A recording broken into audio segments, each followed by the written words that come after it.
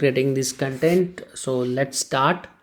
So again, we are going to discuss about the SAP SYBAE ASE basic tutorial. So this is one of our info center SYBAE platform. Okay, there here you can see. I'll mark this link into the description, so you can visit and you can start learning here. So let's start. So we'll explore this option. So current version of the Sybase in the market right now, it's Sybase AEC 16. Okay. So there are a lot of content around the SAP Sybase AEC. So I would, if you are beginner or you are L1, L2, DBA, Sybase DBA, I would suggest to go with this volume 1, volume 2. This is, more popularly known as the SAG-1 and SAG-2. So it's like System Administration Guide volume 1 and volume 2. So let's explore. So we can just click here, and so these are the content which are there in the part of the SAG volume 1. Okay, so what's there, like volume 1, like overview of system administration, system and optional databases, system administration for beginners, managing and monitoring the SAP ASE, getting configuration of the parameter, disk resources, and etc. So these are all the important topics which L1 L2 DBA should know. Okay, so similarly, if we just click here on volume 2, so see, these are the topic which are present as a part of SAG volume 2.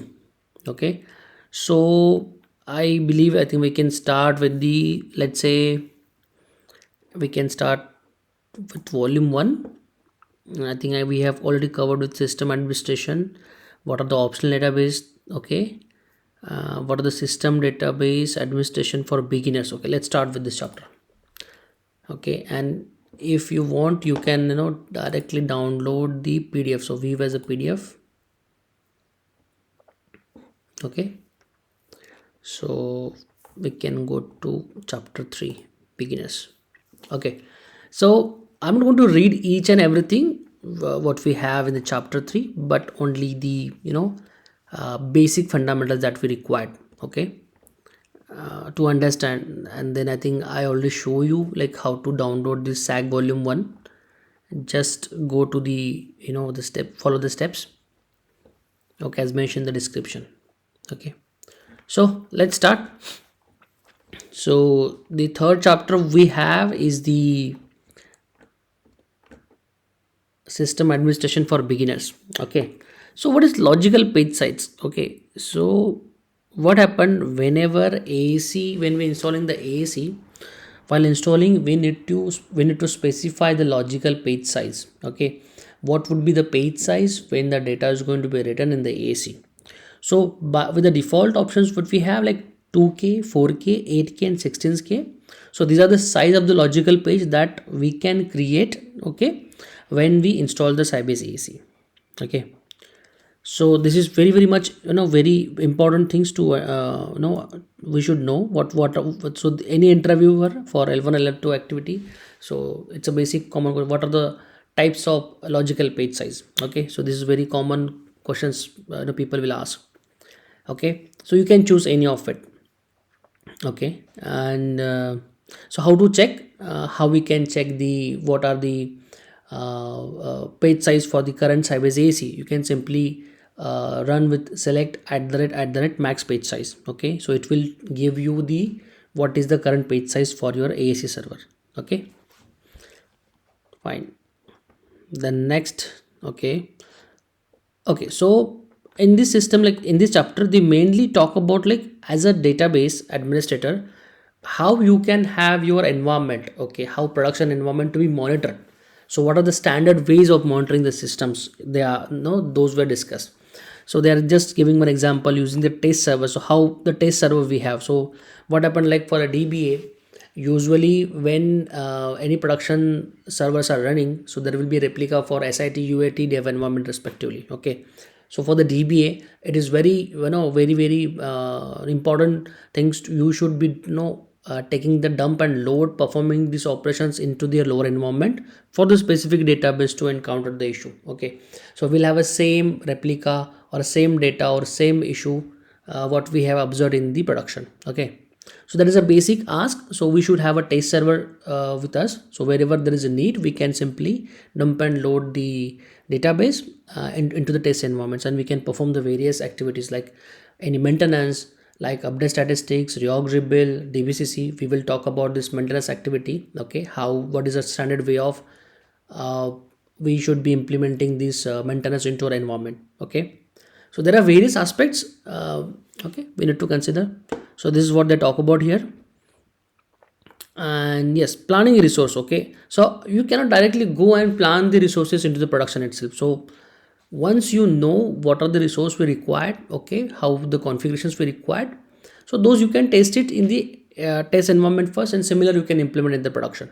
Okay, for the performance goals, yes, so this is very very important. Like there are many cases happens, like there are long running queries observed, there are blocking observed, there are locks observed, there are the deadlocks happened. So all these performance issue we need to addressed. Okay, so how we can do that, we will see in the next chapter. Okay,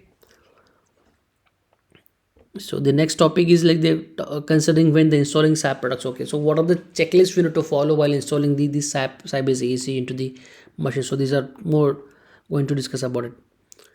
Yes, so these are more allocating the physical resource. Yes, so this is very important topic. Like when every day DBA or any production server. Okay, so after every business hour is finished, we need to ensure we should be taking the backup up for database. Okay, we are performing the dump operations on our database. Okay, because in any of the worst situations, we can easily load the data back into the database. Okay, so we need to assign memory. Okay, we need to have enough disk space available on the server. Okay, what are the worker process we require to perform this activity? So all these things we need to consider, how much how we can allocate the physical resources to the Sybase ASE. Okay, so let's say if, my database is 100 GB and the dump files that it is going to be generated, it's for 10 GB. So if I talk about for a general or a practice purpose, like no, I mean not for a practice purpose but for a thumb rule, we should have the data available for at least for 2 days of data is available, should be available on the server. Okay, so 2 days of backup should be available. Rest, I think there are many companies that they do copy the backups from tape every day on the tape side, and the DB has to ensure that the two days backup copies should be available on a database server. Okay, okay, so this is like directed versus shared servers. It's something we can easily read it. This, it's a very basic thing. Okay, yeah, so yes, so decision support and oltp applications. So now there are two types of databases, like we have oltp and olp applications. So you need to understand what the database role is going to be played here. Okay, whether it is olp or oltp. Okay, so accordingly we have to think about the if you talk about the decision support, it means it's at olap. Okay, and oltp is online transaction processing. It's like the live data that continuously come into the database. Yeah, then advanced resource planning, we with the help of the test servers we can easily identify. We'll see that. Of course, what type of operating system we should be having. So like Solaris is the best combination with the Sybase AEC, but they have some limitations as well. In the recent versions there is instance level failure fallback is not possible. What you have to do is to do it into the local, or I would say the host level failure fallback is possible. So hence most of the Sybase AEC right now in the market are on the Linux server. So where there is the the cluster is set up in a 2+1 or n+1 setup is there. So whenever we require to fail or fail back the resource, we can do it easily with the help of Linux administrator. Okay, yes, as I mentioned, like backup and recovery, we should be ensuring our database is getting backed up, and we should be performing the this recovery also on the by creating the test servers, where you can easily every or I would say it's a yearly activity we should be performing to check our TSM backups are legit.